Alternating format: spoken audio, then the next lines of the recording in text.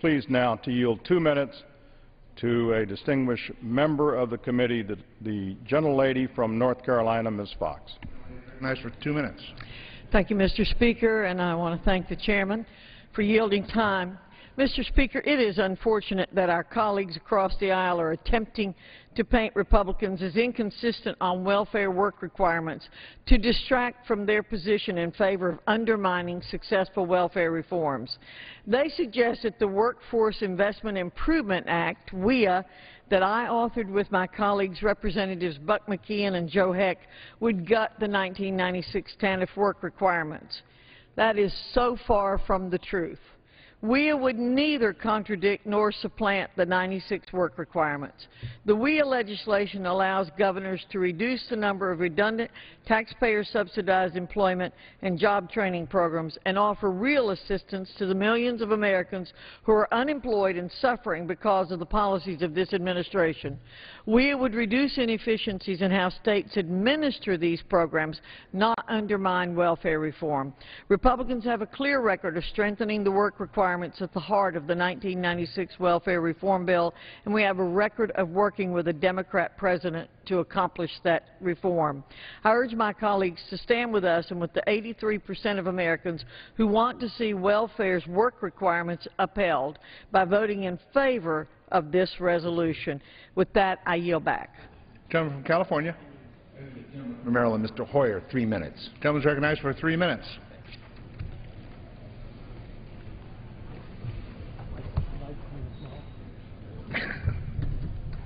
I ask unanimous consent to revise and extend. Without objection. Mr. Speaker, I'm sure America's been watching the ads. The ads say that black is white. And they say it over and over and over and over again. And they hope the American people believes that black is white.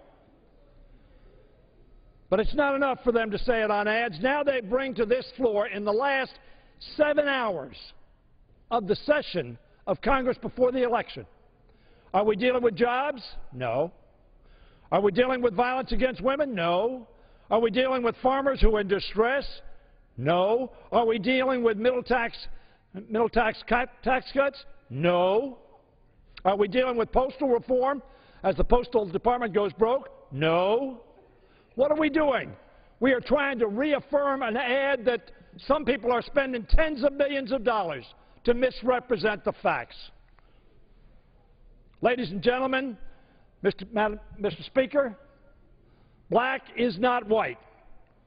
I can say it 1 time, 100 times, 1,000 times. Black is black and white is white. And this resolution, this action the administration has taken is to produce more jobs, more work, to get more people back to work. How? To respond to Republican governors and Democratic governors who say, I have a better way of doing it. By the way, that's what you proposed when you were in charge and we had President Bush in office at least 3 occasions that the chairman has just mentioned. White is not black, and black is not white. Mr. Speaker, the bill before us today exemplifies the do-nothing Republican Congress. Once again, Republicans are choosing to focus on a political message over serious issues like jobs, middle-class tax cuts, or a farm bill. Instead, we're here today discussing a Republican bill that misrepresents the facts in an attempt to simply score political points. How sad for the American people. At issue is the Temporary Assistance for Needy Families program, which was created in 1996 when Republicans and Democrats worked together to achieve the welfare reform. So you understand on that side of the aisle, I was a Democrat who voted for welfare reform. I was a Democrat who said we ought to expect people to work if they can work. But I'm also a Democrat that says we have to help people when through no fault of their own they can't work or have lost work. The previous speaker talked about we weren't concerned about jobs. By the way, in the Bush administration, 4.4 million jobs were lost in the last 12 months of the Bush administration. Over the last 30 months, we've created 4.6 million jobs. I ask you, who cares about jobs? Who creates jobs? $22 million, of course, created in the Clinton administration. We heard a lot of talk about that at our convention. I didn't hear anything about the Bush administration at the Republican convention. George Bush was not there, he was not mentioned, and the record was certainly hidden. We care about jobs. We care about people getting to work. We also care about helping people. We can do both. Defeat this bill. Black is not white, and white is not black, and I yield back the balance of my time. Gentleman from Minnesota. Thank you, Mr. Speaker. At this time, I'm pleased to yield to a member of the committee, a subcommittee chair, the gentleman from Michigan, Mr. Wahlberg, 3 minutes. Gentleman from Michigan is recognized for 3 minutes. Thank you, Mr. Speaker. Mr. Chairman, 8% unemployment for 43 straight months. I think the record speaks for itself. I come from a great state of Michigan, where a governor, like a number of others in this great country now, are trying to do everything possible to undermine the malaise that is going on in employment or lack of employment in this country because of the wrong approach to helping people with the dignity of work. In the 80s and 90s in Michigan, we struggled with high unemployment. We struggled with a welfare system that was putting people really in servitude, and in many cases against their own will and their own desires. They wanted to work. I still have in my files at home, in my home office, copies of leaflets that were handed to people coming from other states to Michigan because it said you can cross the line and immediately get welfare assistance. No work requirements, no residency requirements. We struggled with that. And then in 1994, under a Republican administration and efforts of many of us, we put through what we called workfare, edufare reform, and promoted the dignity of individuals with an opportunity to work. We saw amazing results begin to take place, not overnight, but almost. And we heard testimonies of people who were formerly on welfare assistance saying, I didn't really think it would work, but I can now say on my own, I am paying for my own way and my kids. I've got an education, I've got work now that gives me dignity, and I'm moving forward. We've continued on with that. And now here, when governors have asked for some flexibility with TANF, not asking for the removal of work requirements, we're going to do that. Well, I said no, and I'm glad our committee has said no. And we move forward with this resolution, a resolution that speaks to the dignity, the value of individuals, but also of work, the work experience, the educational experience and training for that. We don't want to move backwards. We don't want to put further roadblocks in the way of achieving all that America and its dream can be. We don't have to. We can support a resolution like this. We can spur our president, this administration, on to doing the right thing for the right people. That's the American people. People that will work with dignity and achieve things for the future. This country's great. Let's work together. Let's pass this resolution, H.J. Res. 118. And I yield back. Gentleman from California.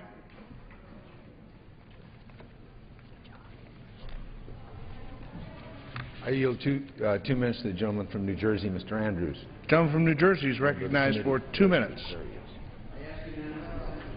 Without objection. I thank my friend for yielding. Ladies and gentlemen of the House, this resolution repeals a rule that doesn't exist and ignores some problems that really do exist. The policy from the Department of Health and Human Services says this: if a governor thinks he or she has a better way to move people from welfare to work, as 2 Republican governors have asked for since that time, they can get a waiver from some of the rules in the welfare law if and only if they move more people from welfare to work than they would otherwise have done. The bill that the majority did report out of committee abolishes the work requirement. So in fact, the only way to save the work requirement is to let this rule go into effect. That's the illusionary rule they're trying to repeal. Boy, the real problems they're ignoring are what concern us, though. If you're a small business person that would like to have a tax cut when you create jobs, The House is ignoring that problem because we're not voting on that bill today. If you're a teacher or police officer who's been laid off in the last 2 years, the House is ignoring your problem because we're not voting on that bill today. If you're an engineer or construction worker who would like to go to work building roads or bridges or trains, the House is ignoring your problem because we're not voting on that bill today.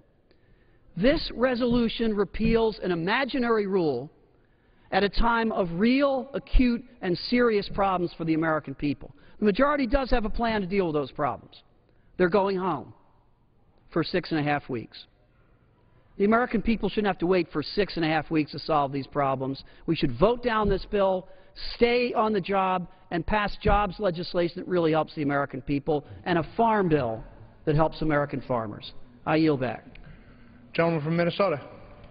Thank you, Mr. Speaker. Now I'm pleased to yield 2 minutes to a member of the committee, subcommittee chairman, the Help Subcommittee, the gentleman from East Tennessee, Dr. Rowe. Gentleman's recognized for 2 minutes. I thank the Chairman for yielding. And, Mr. Speaker, I rise today in support of H.J. Resolution 118. This resolution will express Congress's disapproval of the Obama administration's attempt at weakening bipartisan welfare reform and prevent administration from implementing their plan to waive the work requirements of the current law. 16 years ago, a Republican-led Congress worked with President Clinton to fix a broken welfare system. The bipartisan law that resulted, the Temporary Assistance for Needy Families Block Grant. Our ranking member said about 20% requirement to increase work, and I think that's a great idea. But how do you define work? Well, the GAO in 2005 issued a report that said some states counted work as such activities as bed rest, personal care, massage, exercise, journaling, motivational reading, smoking cessation, weight loss promotion, helping a friend with a household task or running errands. That makes a mockery of work. And that doesn't pass the laugh test. Where I live, both independents, Democrats, and Republicans in our area of the country know what work is, and that isn't it. Since then, since the passage of the law, a number of individuals have dropped off of the welfare, 57% decrease.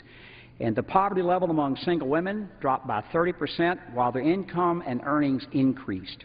More than 80% of the people in this country support work requirements in the welfare reform bill. And this legislation ensures that the hard work of the 104th Congress and President Clinton isn't weakened by the Obama administration. And let me speak to my friend Mr. Andrews for just a moment. It's a great idea to hire teachers and firefighters. I've done that as a mayor of a city of 60,000 people. But he's got it, the Democrats have it just backwards. What you do is you create a work environment with decreased regulations and decreased government interference where the private sector can go out and create the jobs that create the taxes that pay for all these services that we want. That's what we did. It works, and that's a very basic difference in philosophy. And with that, I yield back the balance of my time. Gentleman from California.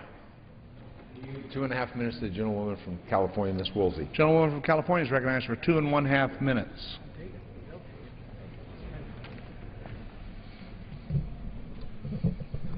Well, here we are, Mr. Speaker, 24 hours before the majority closes shop and sends us home for 7 weeks. And what are we debating? Are we talking about creating jobs for families who are struggling to make ends meet and wondering what happened to the American dream? No, of course not. Instead, we're taking up yet another divisive partisan measure that will do nothing to kickstart the economy or help people who've been kicked in the teeth by this recession. The Obama administration's TANF waivers promote work. They allow states the flexibility. For example, they allow states to consider work, education as work, providing education and training to move people off of welfare so that they can find jobs that actually pay a living wage so they can support their families. Mr. Speaker, I've been on public assistance. I know what it's like. It's a bad, bad feeling. It doesn't make you proud. I did it because I had to, certainly not because I wanted to.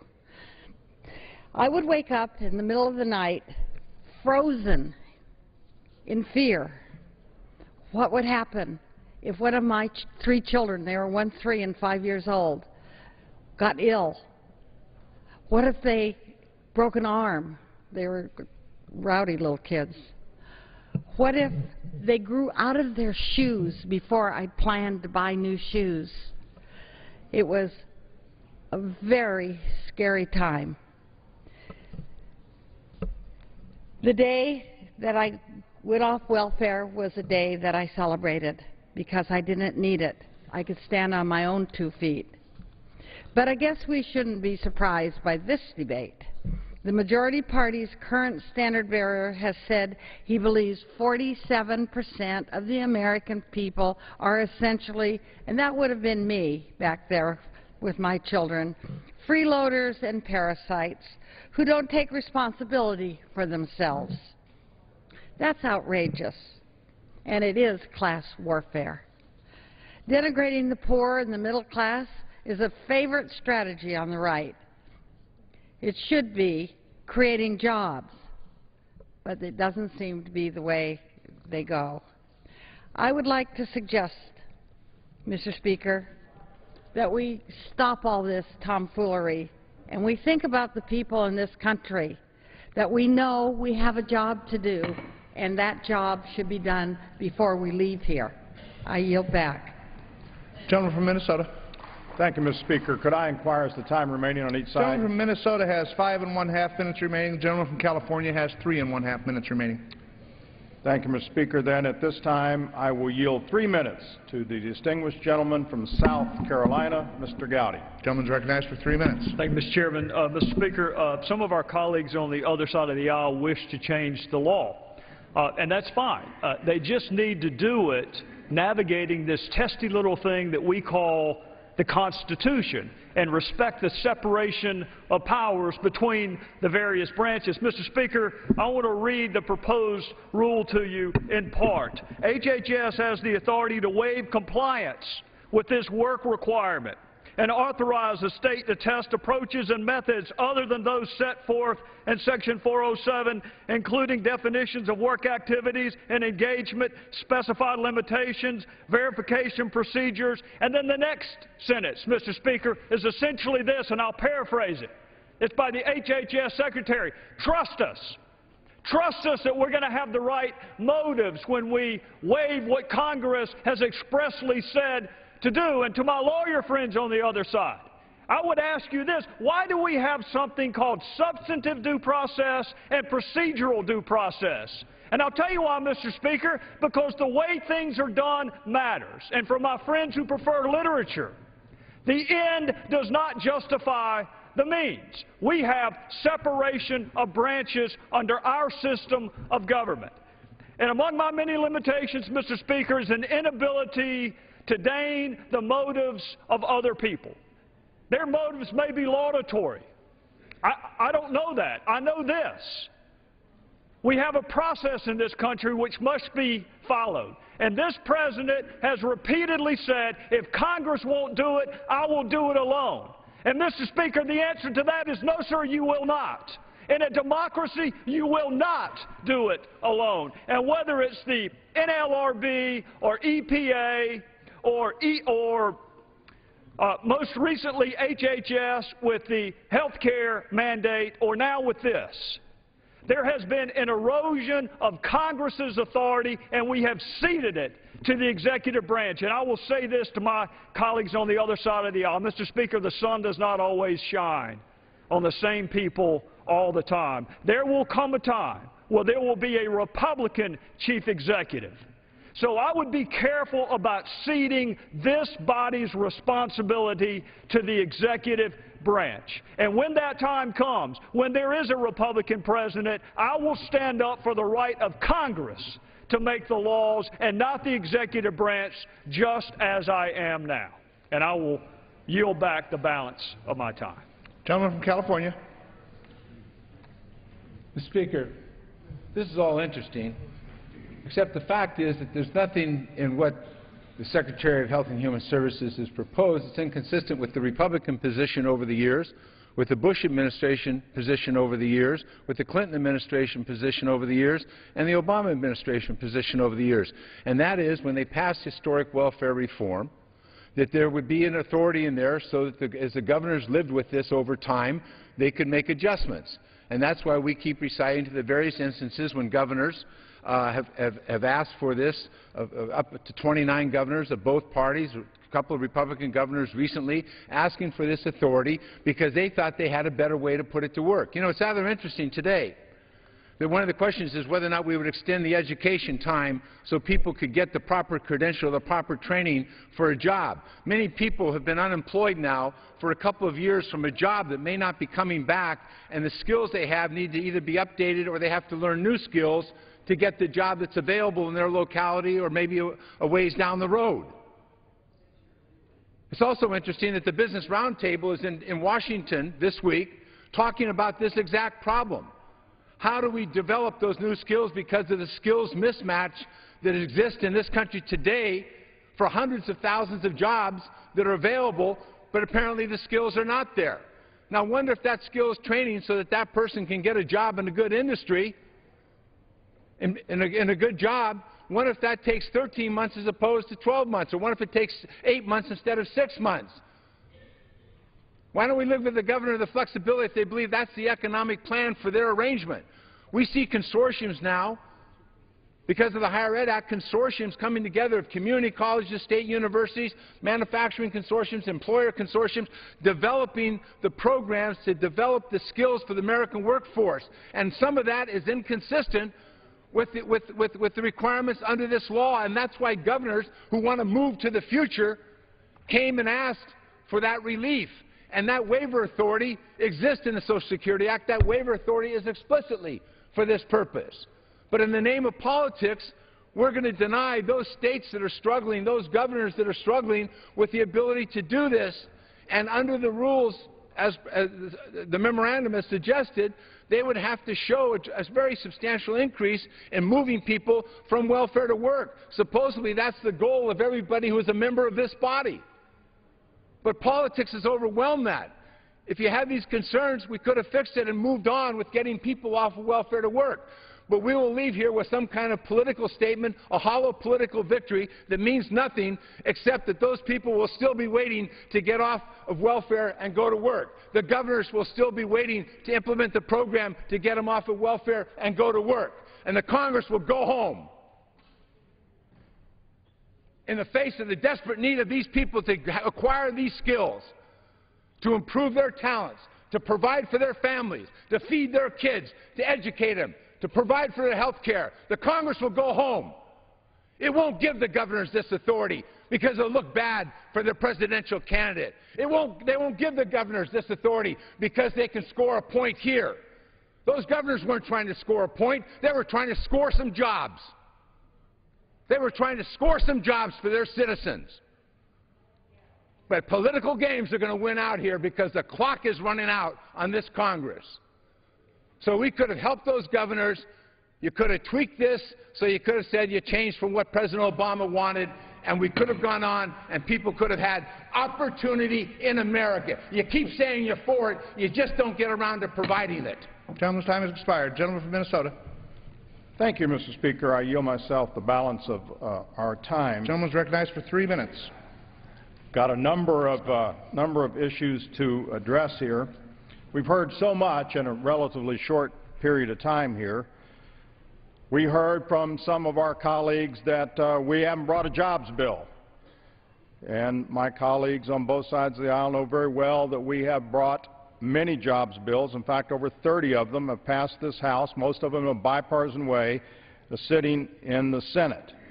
We just don't happen to believe that trillions more of borrowed money to jumpstart the economy is a jobs bill.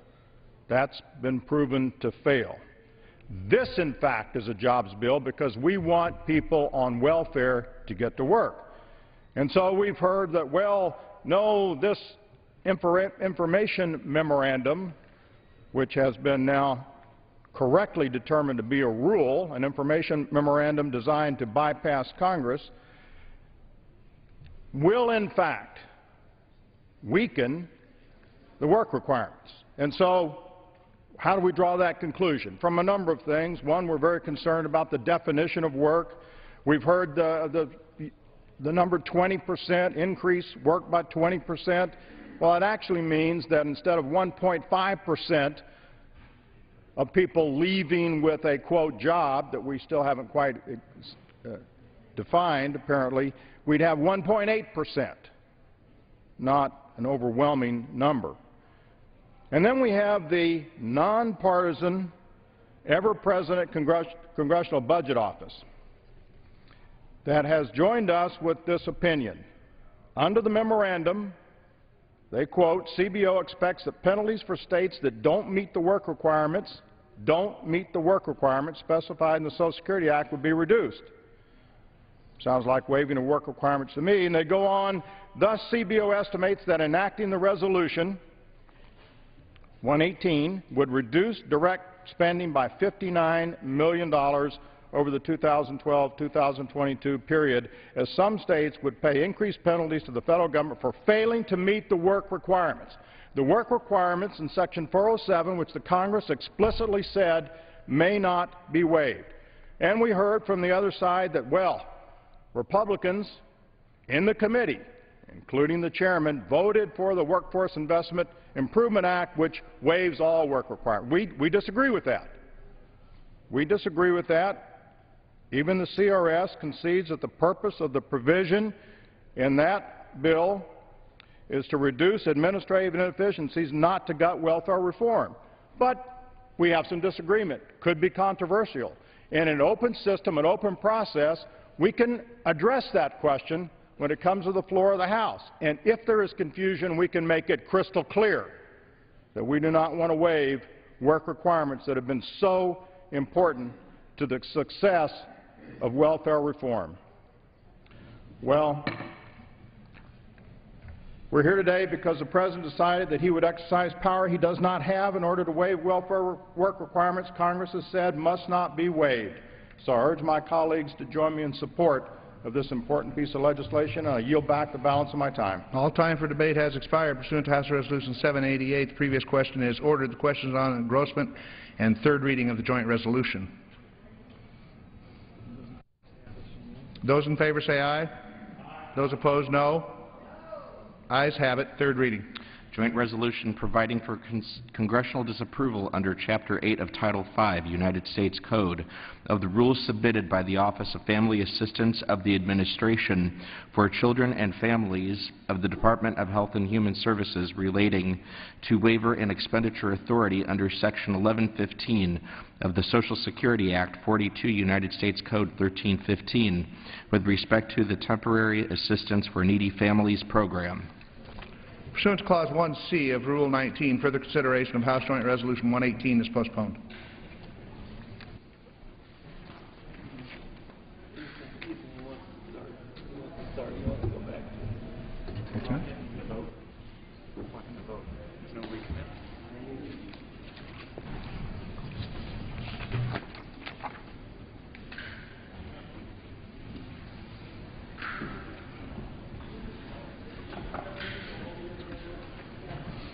So we do that instead. No, maybe we should just pause here for a minute. Pursuant to Clause 1C of Rule 19, further consideration of House Joint Resolution 118 will now resume. The clerk will report the title.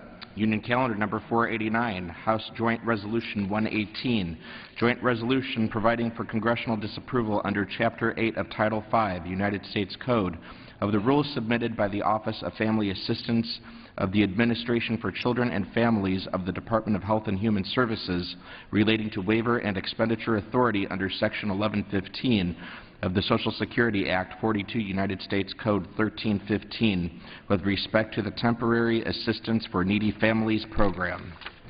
Question is on passage of the joint resolution. All those in favor say aye. Those opposed, no. Opinion of the Chair, the ayes have it. The yeas and nays are requested. Those in support of taking this vote by the yeas and nays will rise. Sufficient number having arisen, the yeas and nays are ordered. Pursuant to Clause 8 of Rule 20, further proceedings on this question are postponed.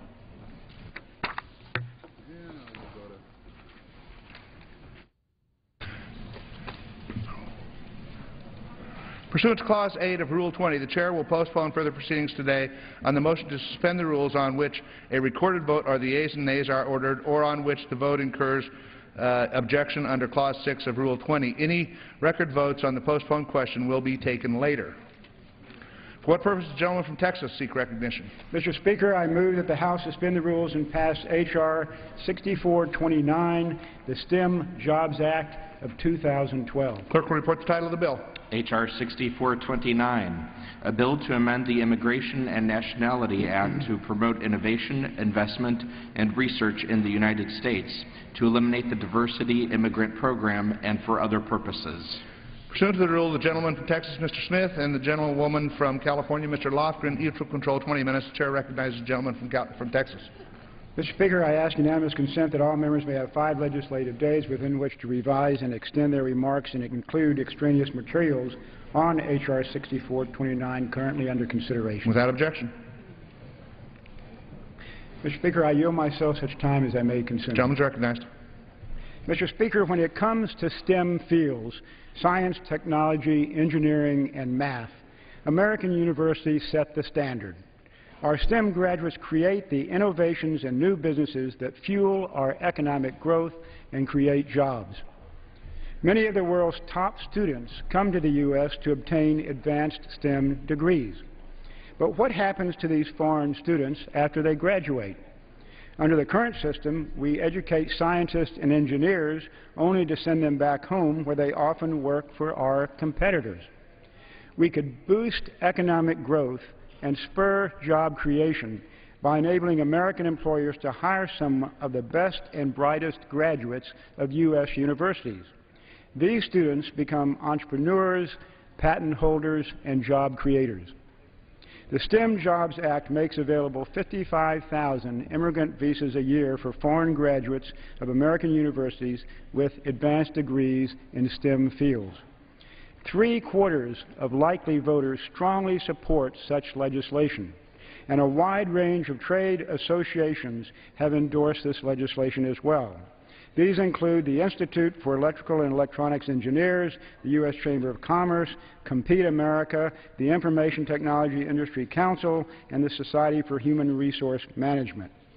To protect American workers, employers who hire STEM graduates must advertise the position, and if a qualified American worker is available, the STEM graduate will not be hired. This bill makes our immigration system smarter by admitting those who have the education and skills America needs. STEM visas are substituted for diversity visas, which invite fraud and pose a security risk. The STEM Jobs Act generates jobs, increases economic growth, and benefits American businesses. What more do we want? Let's put the interest of our country first and support this legislation. I'll reserve the balance of my time. The gentleman reserves the balance of his time. Gentlelady from California. Mr. Speaker, I yield myself such time as I may consume. Gentlelady is recognized.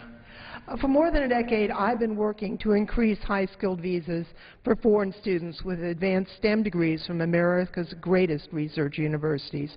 I'm fortunate enough to see firsthand the new technologies, the new companies, the new jobs they create every day in my district in Silicon Valley. For that reason, it pains me greatly that I cannot support this bill. First, although this bill ostensibly seeks to increase STEM visas, it appears to have another, in my opinion, more sinister purpose, to actually reduce legal immigration levels. The bill does it in 2 ways. On its face, the bill eliminates as many visas as it creates by killing the diversity visa program, which benefits immigrants from countries that have low rates of immigration to the United States. But the bill also discreetly ensures that many of the new visas will go unused by preventing unused visas after 2014 from flowing to other immigrants stuck in decades-long backlogs. This is not the way our immigration system works, and I believe the only reason the bill is written in this fashion is to satisfy anti-immigrant organizations that have long lobbied for reduced levels of immigration. My colleagues on the other side of the aisle are fond of saying that while they are opposed to illegal immigration, they are very much in favor of legal immigration, but this bill shows the opposite. Supporters of legal immigration would not have killed one immigration program to benefit another.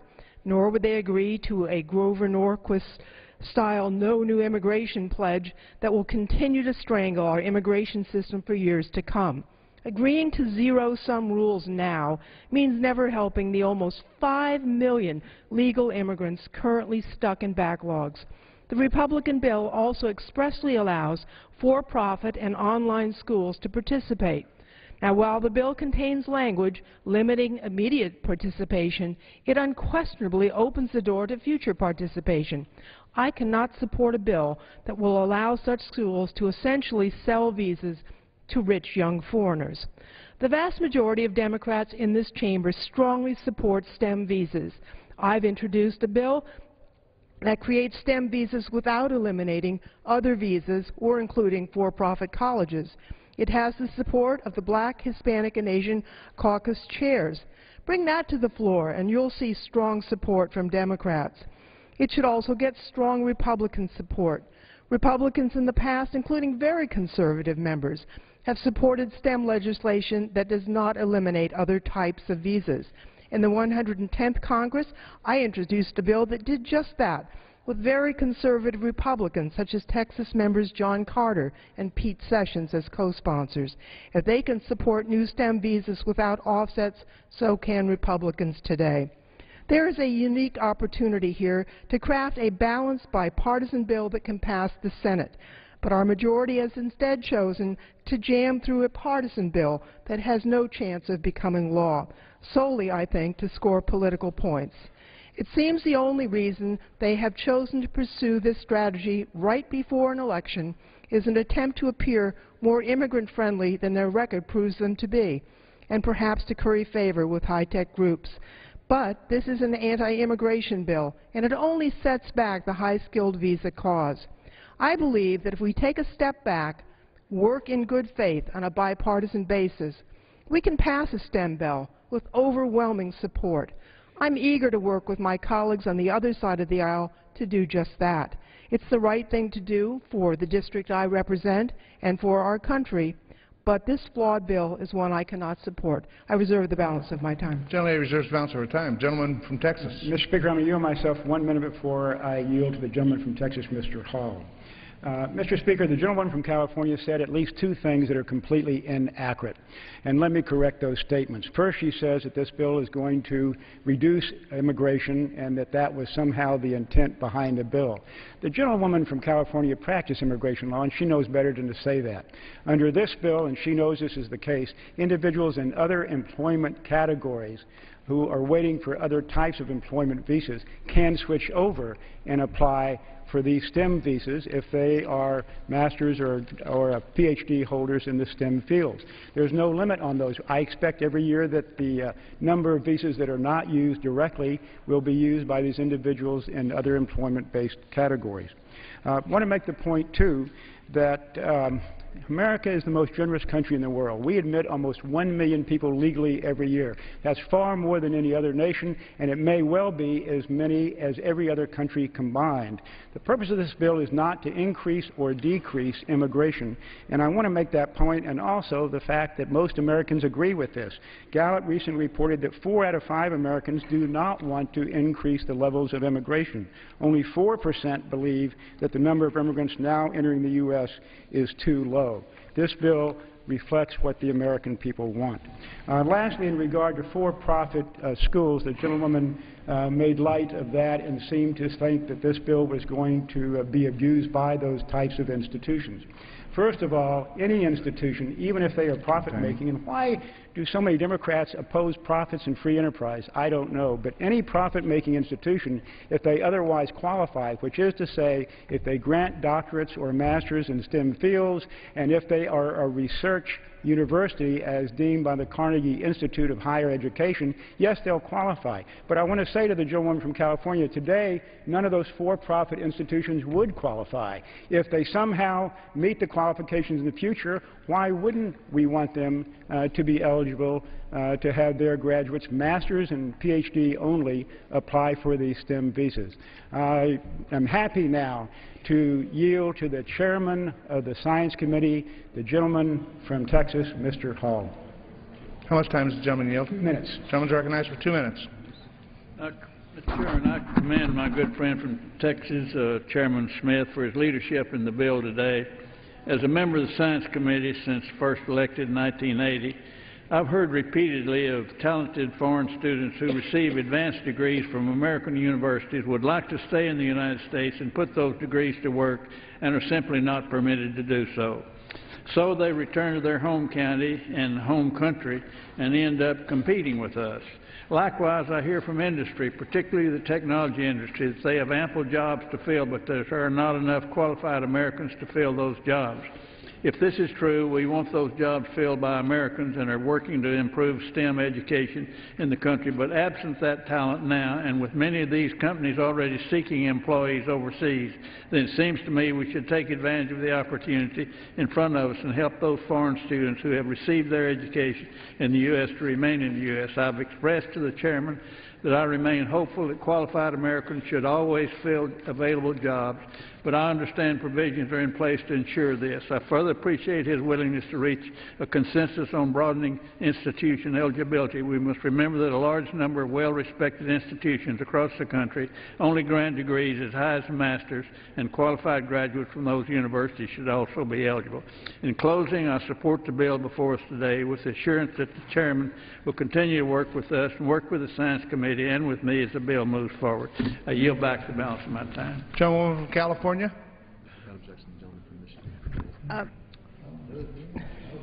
Mr. Speaker, I would ask unanimous consent to allow the ranking member of the full committee to control the remainder Without of the objection, time. the gentleman from Michigan will control the time. Gentleman from Michigan. Thank you, Mr. Speaker. It's with great pleasure that I thank the gentlelady from California, Zoe Lofgren, and yield her as much time as she may consume. I will be brief. I do feel a need to address the issue that the Chairman has raised. I think he misunderstands the issue. We have in U.S. universities graduating in STEM fields 10,000 PhDs and 30,000 master's degrees a year. Assuming that all 40,000 want to stay in the United States, and that is not a valid assumption, we will not use up all of the 50,000 visas. It is true that the EB-2s might apply, but many of them did not go to American universities.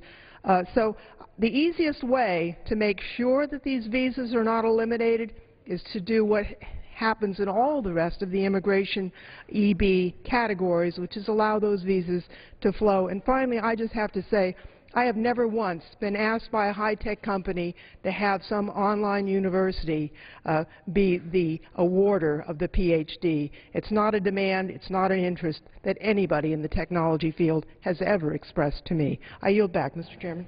Thank you. Mr. Speaker, I would now proudly yield to our distinguished whip, Steny Hoyer of Maryland, 3 minutes. Gentleman from Maryland is recognized for 3 minutes. I thank the gentleman for yielding. Mr. Speaker, in order to compete in today's global economy, we need to attract the best and brightest math and science students from around the world. I think we all agree on that. American technology and internet companies, which are far and away the best in the world, are in dire need of more highly educated engineers and scientists. We're just not producing enough here. In the long term, we need to educate more Americans in STEM fields. But we also must increase the number of STEM visas so that our businesses can hire the top international graduates of American universities. This could be a broadly bipartisan bill. It could pass easily. But once again, unfortunately, we have chosen a good bill and inserted a partisan poison pill, making it impossible to pass the Senate or attract broad bipartisan support. How sad it is that that's been the history of this Congress. That poison pill is, of course, the elimination of the diversity visa program, which ensures that individuals from a broad array of countries have the opportunity to seek a better life here in America. The Statue of Liberty, with their torch raised, is being brought down just a little bit. We don't know where our next great innovators will come from, and we ought to not close the doors on those who have been waiting patiently to have their number called in some far-off corner of the world. The lottery is not only their salvation, but also our benefit. It's part of what makes America great. I call on the Republican leadership to withdraw this bill and instead take up the bill introduced by my friend, the gentlewoman from California, Representative Lufkin, which accomplishes the objective I think we all want to accomplish. That version would create opportunities through a new STEM visa program without taking current opportunities away. I commend Ms. Lofgren for her work on this issue and for helping to sustain that yearning for America that still moves the hearts of millions around the world. In light of what I have just said, Mr. Speaker, I would ask the gentleman from Texas if he will yield for the purpose of allowing me to make a unanimous consent request to amend his bill by striking all after the enacting clause and replacing the text with that of the gentlewoman from California, Alternative H.R. 6412, the Attracting the Best and Brightest Act of 2012. I tell my friend that will accomplish the objectives that you've talked about, I've talked about, in getting high-tech people the availability for our companies here in America. They need them. We want them. We ought to get them. And we ought to do it in a bipartisan way. This is an opportunity for bipartisanship that unfortunately has not come as often as we would like. I would ask my friend to allow me to make that unanimous consent, that we agree to that, and I guarantee the gentleman we will get very substantial numbers of votes on this side of the aisle for that proposition, and I hope on your side as well. Will the gentleman yield for that unanimous consent?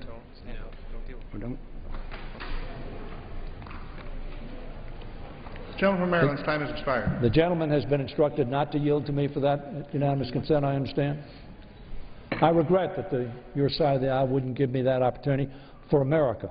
For America and our high-tech businesses, and I yield back the balance of my time. Gentleman from Texas. Mr. Speaker, on the way to yielding to the majority leader of the House, I'd like to respond very quickly to what the gentleman from Maryland just said. And I want to make again the points that the diversity visa invites fraud and absolutely means that we would have a security risk if we were to continue it. I want to quote the Assistant Secretary of State. Will my friend yield on that issue? For 30 seconds. And I'm afraid I don't have the time. The Assistant Secretary of State for Visa Services has testified that the diversity visa fraud includes multiple entries, fraudulent claims to education or work experience, pop-up spouses or family members, relatives added after the application is submitted, and false claims for employment or financial support in the United States. The State Department's Inspector General has testified that the diversity visa program, quote, contains significant risk to national security from hostile intelligence officers, criminals, and terrorists attempting to use the program for entry into the United States as permanent residents. We've already had one individual who was admitted on a diversity visa try to blow up the World Trade Center in 1993. He killed 6 people, injured hundreds of people. That's why this program is not good for this country. I'm more than happy to yield 1 minute to the gentleman from Virginia, Mr. Cantor, the Majority Leader of the House of Representatives. Gentleman from Virginia is recognized. Thank the Speaker, and I thank the gentleman from Texas for his leadership on this bill. Mr. Speaker, since we were elected to the majority, the House Republicans have put forward solutions to spur job creation and economic growth by frankly focusing on and helping small businesses get off the ground to grow and hire. We've worked hard to drive small business job creation and innovation by enacting patent reform, the Jobs Act, and the removal of regulatory and tax burdens that are impeding small businesses' growth. The STEM Jobs Act we're voting on today is part of our commitment to help small businesses, to help them create jobs by ensuring the top foreign students in American universities have the opportunity to launch or work for American businesses.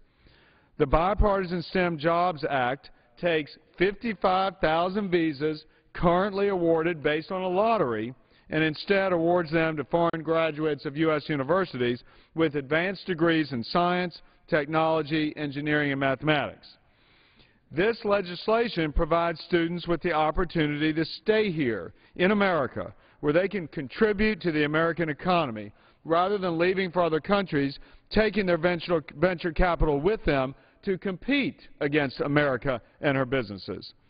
I want to thank the gentleman from Texas, Chairman Smith, as well as Congressman Henry Cuellar for introducing this legislation. I'd also like to note that Congressman Bob Goodlatte of Virginia and Congressman Raul Labrador from Idaho have also been instrumental in getting us here.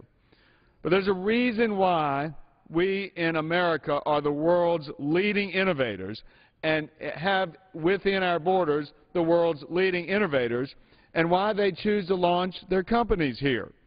Our nation offers immense opportunities to those who come to our shores. My grandparents, just like so many others who emigrated to America, knew what foreign students know today, that America has always been a place which puts a premium on ensuring that no matter who you are or where you're from, everyone here should have the opportunity to go and achieve and earn success. According to the Partnership for a New American Economy, 40% of Fortune 500 companies were founded by immigrants of their children. So we must start to take advantage of our status as a destination for the world's best and brightest. We must continue to do that. We want job creation and innovators to stay here and help us compete. Over the past 2 decades, the number of international graduate students enrolled in our nation's top-notch universities has grown. But as the Congressional Research Service shows, the percentage of these students who gain visas has largely remained the same since 1990. The STEM Jobs Act says to our foreign graduates, you choose America, and America chooses you. More talent in our workforce will mean more innovation, more startups, more entrepreneurship, more jobs, and a better economy. It's time our visa system adopted this common sense advancement. It's time for us to pass this bill, Mr. Speaker, and I hope there is a broad bipartisan base of support when the vote occurs. And I yield back. Gentleman yields back. Gentleman from Michigan. Mr. Speaker, Judy Chu is an active member of Judiciary Committee and additionally heads the Asian Pacific Caucus. We're very pleased to yield her 1 minute. Gentleman. I rise today in opposition to this bill, which will further damage our already broken immigration system. I strongly support increasing visas for STEM foreign students so they can stay, work, and innovate here.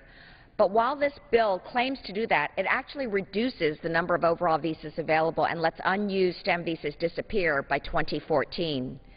The bill also gets rid of 50,000 legal immigrant visas each year under the Diversity Visa Program, which gives every immigrant, no matter their background, a chance of immigrating to the United States and is so important to immigrants who don't fall into other categories. Supporters of legal immigration should not have to kill other immigration programs to help our economy maintain its competitive edge. This is not a zero-sum game. Anyone in support of fair legal immigration should oppose this bill, and I urge both sides to come together to work on a bipartisan STEM visa bill that will help keep our economy competitive without making our backlogged immigration system worse. Gentleman from California, Texas. Mr. Speaker, I yield 2 minutes to the gentleman from California, Mr. Issa, who is the chairman of the Government Oversight Committee. Gentleman from California. Thank you, Mr. Chairman. Thank you, Mr. Speaker.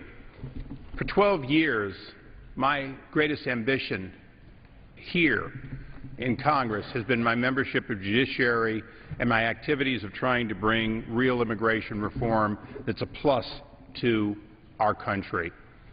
My district has 2 notable areas. One, the agricultural areas that so desperately need a guest worker program.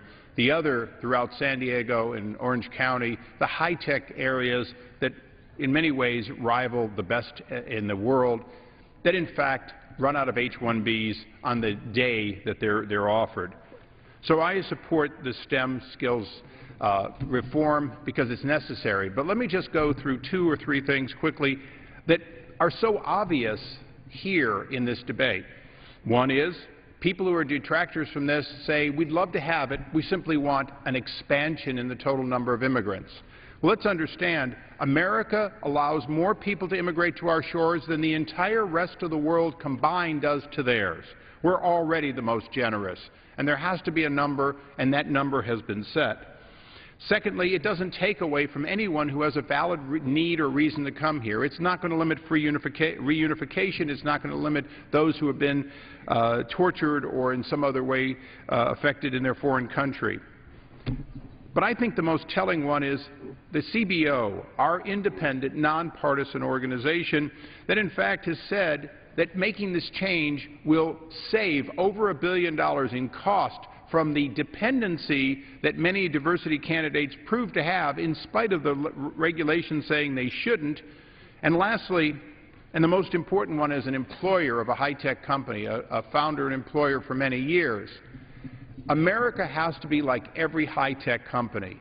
You are always open to hire somebody who will make your company grow. America will grow in 4 jobs or more for each person who applies and receives one of these visas. That is about getting economy going again and jobs happening again. And I thank the Speaker and yield back. Gentleman's time has expired. Gentleman from Michigan. Mr. Speaker, I yield myself as much time as I may consume. Gentleman's recognized. I thank you because there's only one problem separating the two views that have been presented by both sides of the aisle here this afternoon. But the proposal of those on the other side of steamrolling through today simply does not provide for new visas for STEM graduates. Instead, it completely eliminates diversity visas, a long-standing legal immigration program. And as surely everyone understands on both sides of the aisle, that we strongly oppose a zero-sum game that trades one legal immigration program for another. I've heard someone suggest that. The elimination of the diversity visa program will drastically decrease immigration from African countries. It's as simple as that. In recent years, African immigrants have comprised approximately 40 to 50% of the diversity visa program's annual beneficiaries. And so we just say simply that is not fair. There's no point in us having to swallow this poison pill, and I can assure you that there's no intention that that be done. Second, the diversity visa program plays an important foreign policy role for the United States. As a former ambassador testified the year before last at a Judiciary Committee hearing, quote, "The program engenders hope abroad for those that are all too often without it.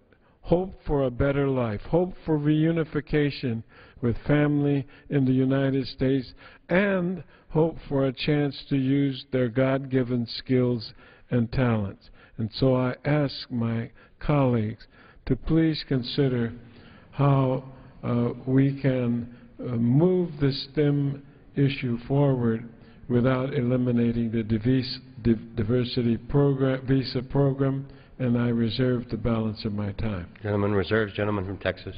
Mr. Speaker, I yield 2 minutes to the gentleman from Virginia, Mr. Goodlatte, a senior member of the Judiciary Committee and an original co-sponsor of this legislation. Gentleman from Virginia. Thank you, Mr. Speaker. I thank the gentleman from Texas, the chairman of the committee, for his fine work on this legislation, and I rise in support of it. You know, this House has twice passed through the entire House legislation eliminating the visa lottery program. 55,000 visas not given based upon family reunification needs, not given based upon job shortages in the United States, but based upon pure luck. And it's unfair to people from more than a dozen countries around the world that stand in long lines on waiting lists and then watch somebody have their name drawn out of a computer at random with no particular job skills, no ties to this country, and they get to go right past them into a green card in the United States. So if you're from Mexico, you're not eligible for the visa lottery program. If you're from Canada, you're not eligible for the visa lottery program. If you're from China or India or the Philippines, more than a dozen countries, you are not eligible for this program at all. And let me just say that far more people with far greater contributions to make to our economy, to our system, will benefit from using those visas for STEM, for science, for technology, for engineering and math. In fact, most African immigrants to the U.S. do not come through the diversity program, and many will benefit from a STEM visa program. There are more than 3,000 students from Nigeria alone studying in STEM fields in the United States. They will be able to stay in the U.S. because of the STEM Jobs Act.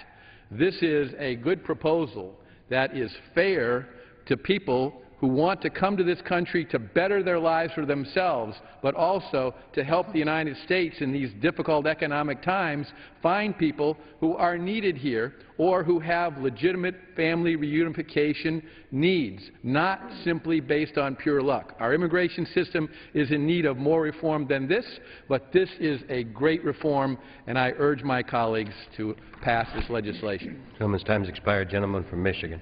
Mr. Speaker, I'm pleased now to yield to the former chairman of the Education